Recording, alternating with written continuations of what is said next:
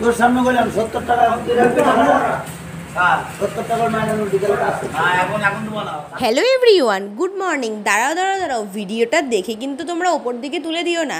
ভিডিওটা কিন্তু খুব ইন্টারেস্টিং হচ্ছে, তোমরা কিন্তু পুরো ভিডিওটা দেখো, ভীষণ এনজয় করবে। তো প্রথমে বলি গুড মর্নিং ফ্রেন্ডস, তোমরা সবাই নিশ্চয়ই ভালো আছো, আমিও খুব ভালো রয়েছি।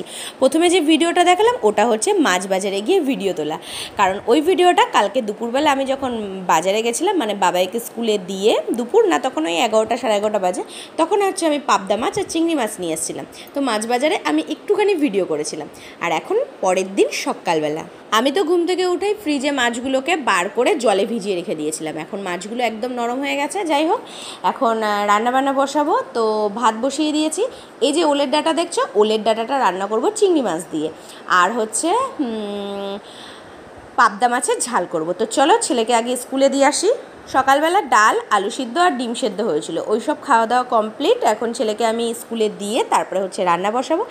তো চলো এখন রান্না বান্না করা যাক। আগে তো আমাকে ওলের ডাঁটাটা কেটে নিতে হবে, সেটা চিংড়ি মাছ দিয়ে করবো। ভাগ্যিস কালকে মাছগুলো আমি সব কিছু বেছে রেখে দিয়েছিলাম স্নানের আগে।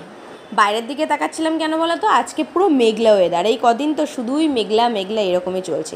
তো যাই হোক, দেখো এখন আমি ওলের ডাঁটাটা রান্না করছি চিংড়ি মাছ দিয়ে।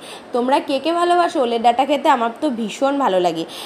তো অনেকে ভাজা করে, অনেকে পেঁয়াজ রসুন দিয়ে করে, তবে চিংড়ি মাছ দিয়ে পেঁয়াজ রসুন দিয়ে রান্না করবে, এটা একটু বেশি টেস্টি লাগে।